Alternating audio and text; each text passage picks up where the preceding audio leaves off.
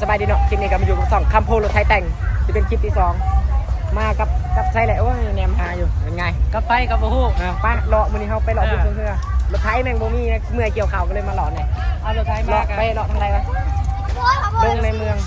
ปลูกมาปลูกกับ FC เต็มเลย FC รถไทยอยู่ในเมืองกันยังมีนะเบิ่งเลยนั่นเป็นไงหรือว่าอาจจะอยู่เมืองอยู่บ้านนอกหรือว่าอาจจะอยู่อเมริกากันยังมีนะ FC รถไทยไปพูดมาหนึ่ง แม่น ว่าสิไปพาไปเบิ่งมังกรเฮือนะมาบุญสมเฮือแต่บ่เห็นเฮือเลย ไปเบิ่งต้นนั้นเขาเชิญใช้ เสียใช่แล้วก็ยังบ่ได้เห็นมังเฮือออกโตนะเดี๋ยวจะหน่อยสิพาไปมังเฮือเขาปล่อยเฮือพามาบุญสมเฮือแต่บ่มีเฮือก็งงคือกันเดี๋ยวไปดินยังหน่อยหนึงก่อนบาทนึงเดี๋ยวสิพาไปเบิ่งโอเคมาถึงเวลาสั่นกุ้งก็สั่นบ่แตกในมึงอ้ายเขาเลยคนเบิ่งบักลายเด้อมึงหันไปบ่มีคนจะคนเขาบ่ได้เบิ่งเลยเด้อดอกแรกมันสิแตกหรือบ่อุ้ยแตกเอาที่สองเอาไอ้ลองนึงจะเหลือ3ลูกอยู่ท้ายสิได้ปะเลย3ลูกอยู่ท้ายสรุปแล้วคือกูสัตว์บ่เป็นพอแหละเบิ่งเจ้าของห้านเนาะเป็นอะไร โอ้ยไอ้คอมโบเนี่ยโมเมนต์โมเมนต์แล้วว่ะฮะโมเมนต์การได้จ่ายเงินให้เราเบิ่งเอาจับกล้องหน่อยสิหาเงินนี่มือกล้องกับพร้อมๆเนี่ย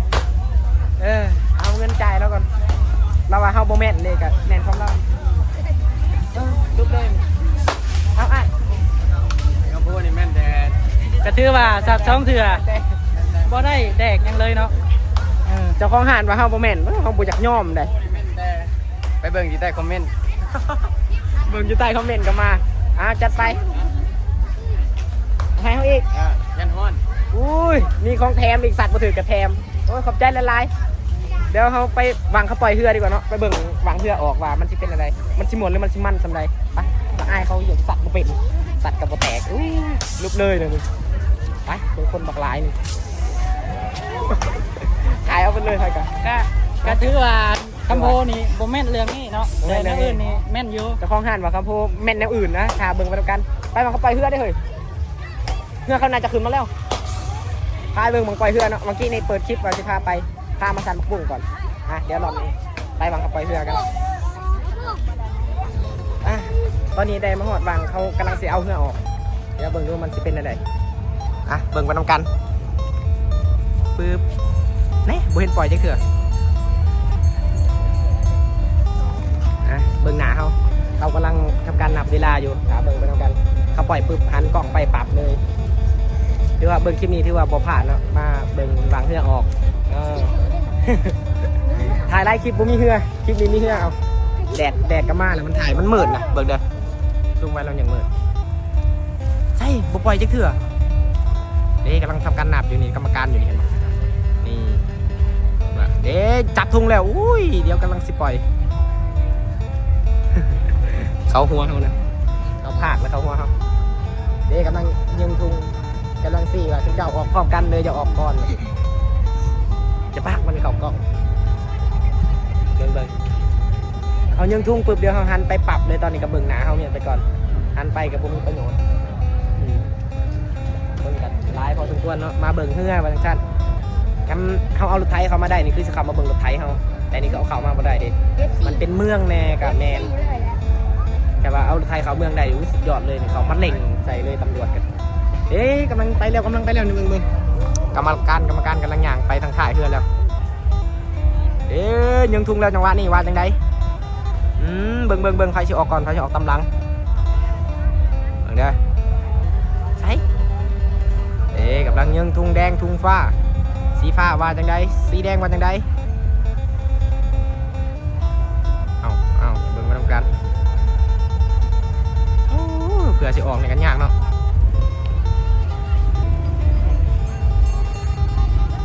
เรียบร้อยออกมาแล้วสุนเจ้าเบิ่งเอาดีๆคลิปนี้พามาเบิ่งเฮือแบบคัก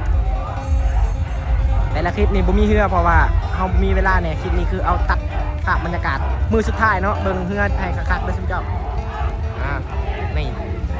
ลำได้ไปก่อนกับเบิ่งไปลำได้ไปก่อน โดนแดกแซงอะโก้ยบอกแล้วบ่เสือออกทีหลังได้เปรียบไปก่อนกับรถคอยแล้วมันแนวนี้แหละอุ้ยพอแล้วเขากำลังแซงกันอยู่เขากำลังสิเบิ่งเองตอนนี้ชุมเจ้าเบิ่งหน้าเขาไปก่อนแซงแล้วอุ้ยจับเรือยังไงวะเรือยังไงเรือยังบ่ฮู้คือกันแต่ฮู้ชื่อเรือน่าจะแก้วอยู่แต่ว่าทีมนี้กับทีมนี้ขนาดแต่นี่ก็บ่ฮู้เบิ่งไปแล้วเขาบอกแล้วบ่แพ้เรือตัวออกกำลังนี่ตัวนี้คือกำลังแล้ว เขากำลังนั่ง อะ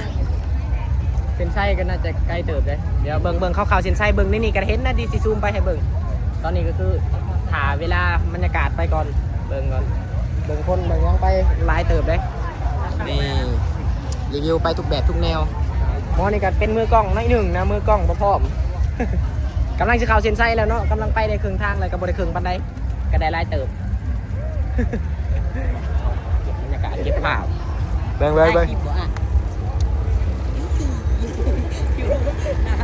ตัวนี้โบเพ่ตัวนี้น่าจะไปเซนไซบางทุ่งชิฟทุ่งลาวเนาะเป็นไงสรุปลำใดเขาเซนไซวะ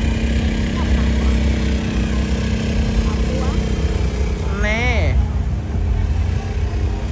อะคือเขาบอกให้แหละโบเพ่เพื่อออกตำลังตัวได้ออกก่อนก็คือโบเพ่เพราะว่าออกก่อนกันเนาะออกกำลังได้เปรียบนะเอาเดี๋ยวจะพาไปเซนไซได้บาทนี่นะเมื่อกี้นี่พาเบิ่งวางเขาออกโต้ตอนนี้ก็พาไปเบิ่งวางเซนไซวางเขาเสียกันขัดคนละลายเนาะมันม่วนเห็นเรามือเสาร์นี่นะมันบริทายมันแดดอะไรจะเป็นแดดแห้งช่วงแรงๆเลยมาแอคมาออกยังไปบุมีรถไทยกับไปเบิ่งเฮือยังคือทางเครื่องอีกได้นี่ประเด็นนี่นะไปทางลุ่มอีกไปทางพุ่นเลยก็เอี่ยวลุนทางพุ่นไปเบิ่งตามเส้นทางบางทีเขาเจอเกมเขากับซิลินไปเลยยิงปืนบอสัตว์มากุ้งกับบอถืออุ้ยบอต้องสัตว์อะไรไปไอ้สาวเลยใครแต่เรามีขาดำๆแล้วกังเนี่ยบอสันนี่เขาเห็นหมดเลยเต็กอ่ะเดี๋ยวจะพาไปเซ็นไซไปข้างหน้ามาก่อนบางทีมันจะมีบางเขาไปตัดได้ตัดก็ได้ยังว่าบอสุดต้องพังให้มันสุดตัดก็ได้นำมายังอันนี้บ้างอ้าวโอ้จบเลยไปเขาไปนำเขาจบเลยเสียหน้าเสียตาลงตัวเองเหรอแม่ลงตัวเองกันไปลงมานำกันดีขึ้นกันเดี๋ยวแล้วมันเดิมมานี่ให้คนหลายคนจนเต็มอุ้ยโทษเกาะตังเลี้ยวรถโบวิดบอกเงาหดเกาะตังเบิ่งคนหลาย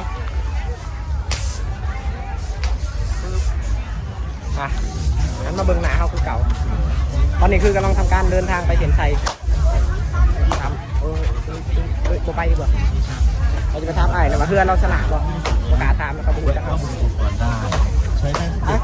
เราไปหาอาหารยิงปืนมวนๆก่อนเดี๋ยวเจอกระสินยิงแฮนดิยิงให้เบิ่ง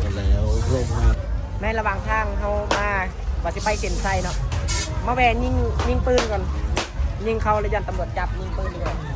จับเลยสั่งมาพุ่งกับมาถึงยิงปืนนู้นที่ถึงก่อนยิงมาถึงในหลังไอ้เขาคือเก่าอย่ามันเงินหงว้าวยังเลยถึกเล็กมึงยิงสองแล้วยิงสามปั้นมือกล่องมันเหนื่อยนะยิงเสื้อยิงลิ้นซื้อมาถึงระยะมันหลังไอ้เขาเนี่ยตุ๊กหน้าตุ๊กบักใหญ่บ่ถือชื่อโน้ตก็แม่นคืออันอ้าวตามึงป่ะนี่เอามาเลยบอกได้เลยเอาน้ำก่อนไว้ได้น้ำเลยเย้ได้น้ำเลย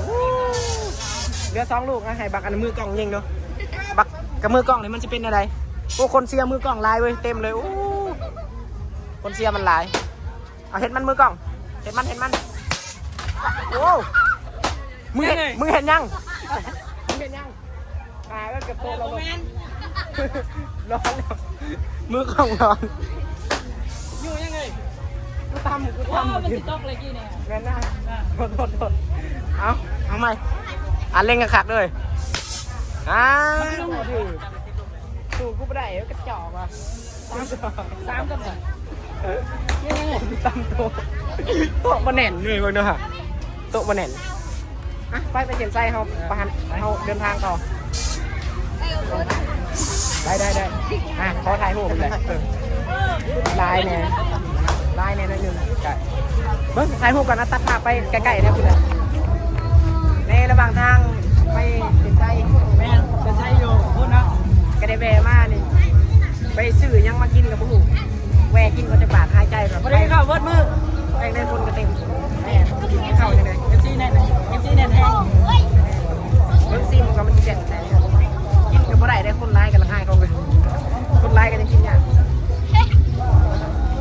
ยังใกล้เลยเสียไส้เขากันเลยไปวางปล่อยเรือเลยจะไปวางเรือมันจบ คนแน่นแห้งมันนี่เปิดจะไปหอดผม อร่อยเหมือนกันนะเนี่ยในมือกล่องมันไม่ได้กินปะมือกล่องกับมือกล่องกับกินเหมือนกัน เอาตีนเลย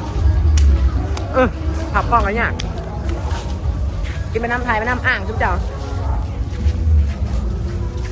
อ่างเลย นี่ของมือกล้อง ไปต้องคอยย่างเว้ยกินหมดแซ่บแซ่บแซ่บอันนี้จะเป็นคลิปที่2เนาะแต่ก็จะเป็นมือที่2ที่เขามาอยู่นี่หลังจากจบอย่างนี้เขาก็จะได้เมื่อพ้นเข่าเนาะบัดนี้กันได้ยินข่าวว่าพ้นตกห้ำเข่ากันเลยเปียกหมดแล้วเมื่อยเฮ้ยใส่กาแฟ อันเดอร์เบิร์เอฟซี กินอยู่กันเนาะยังเอจีอยู่เบิ้งดูผมดูม โชว์เคสอยู่บุ๊ธหลังหน้าเขาดิกินยังเอฟซี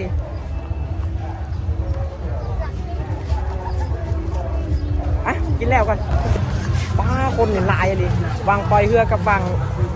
างเส้นชัยเต็มเลยคนน่ะ นอกร้ายแห้งเลย มาวางเส้นชัยได้เนี่ยบางคนยังแน่นอยู่โคตรแน่นอะลิวางเอ้าโทษ จะเต้น เราลืมเบิ่งได้นะเบิ่งแต่กล้องโทษไรเตะรถใครจะบ่เหยียบอย่ามันเตะรถไปเลยจะเลยเขาสิเมื่อเขาสิบ่จบก่อนบ่วะอันนี้เรื่องประจำประทันเนี่ยมากโซเคสแต่โซเคสหักก็ออกได้โซเคสนางสาวอยู่บูเมื่อยยากแล้วหันมาตำลังไปเห็นใจก่อนอ๋อคนแน่นแน่นเลยไม่ได้มีบางอยู่นั่นแหละ ก็แห้งร้ายทำเลย ให้เราดูก่อน คนเชนใช้ฮะ เดี๋ยวก็จะบุกกินมัวโอ้มันไขมันมันไหลไขมันไหลควายไขแน่ ใช่คนหลายเลยว่ะ เจ้าหัวหัวผม บางคนเรือกับถ่ายเรือ เจ้าได้มันเท้าเท้าเท้าเท้าเท้าจอดทุกท่านกับนักห้องจะได้เจ้าของผลงานเพลงเราพาเพี่อนพาลูก คนโคตรร้าย เจ้าลืมจะเบาเอาเราพาเพี่อนพาเองนี่มันจะมวนกันป่ะอันเช่นอัพกินมาเนี่ยผมก็ได้เก็บเงินมันให้เลย รู้ชื่อของมึงนี่ร้ายอยู่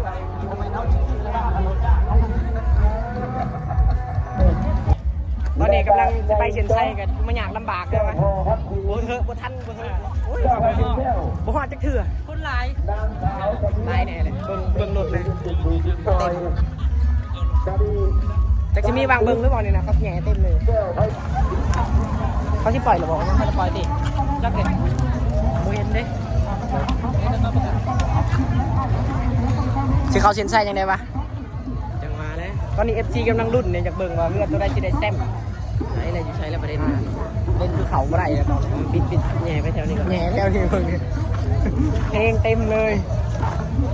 อ้าวแล้วตอนนี้ก็มาอยู่ในเสียงคำโพรถไถแต่งนี่เสียงในคลิปบ่ฮู้ว่ามันตกเหี่ยเสียหายไปไสฮู้แต่ว่าเขาเปิดเพลงโอ้โหก็เลยเอาลงบ่ได้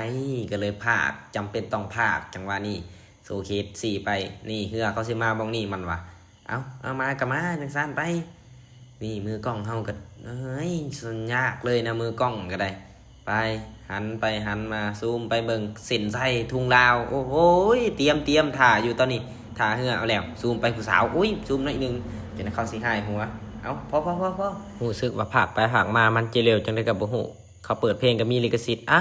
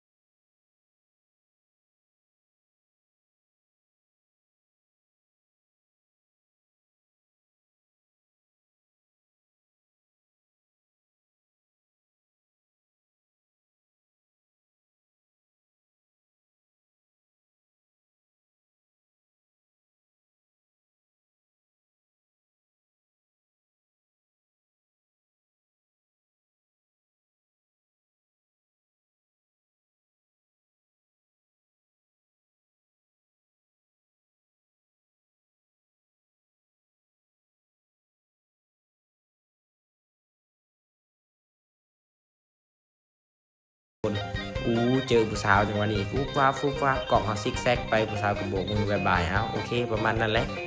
ไปเดินทางต่อ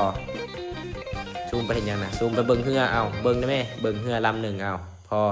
กลับมาเอาไปหันดีกว่าไปหันดีกว่าว่าซันเอาจังหวะนี้ย่างมา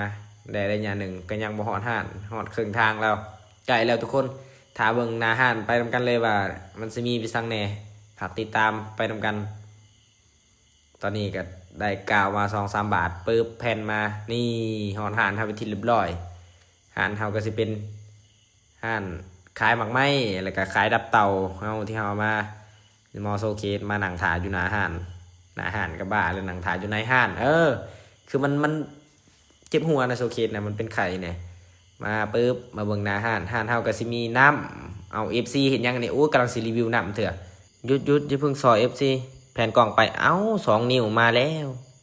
ห่านเฮาก็สิมีน้ำเย็นๆแล้วก็สิมีมะพร้าวกะทิแล้วก็หมักส้มโอแล้วก็ขนมแล้วก็มีตู้เมียนฮัลโหลแล้วก็มีดับเต่าขนมบางไม้อบแห้งแล้วก็มะพร้าวที่ยังบ่ได้พาคลิปเฮาก็สิขอจบเพียงเท่านี้เนาะสำหรับใครที่เบิ่งมาฮอดตอนนี้ก็ฝากกดติดตามกดกระดิ่งแจ้งเตือนกดไลค์กดแชร์ไปโอเคเบิ่งเพื่อสอดสุดท้ายนี่เบิ่งเขาสวงกันเร็วเติบได้แต่เบิ่งในกล่องนะโคตรซ่าเบิ่งไปทุกคน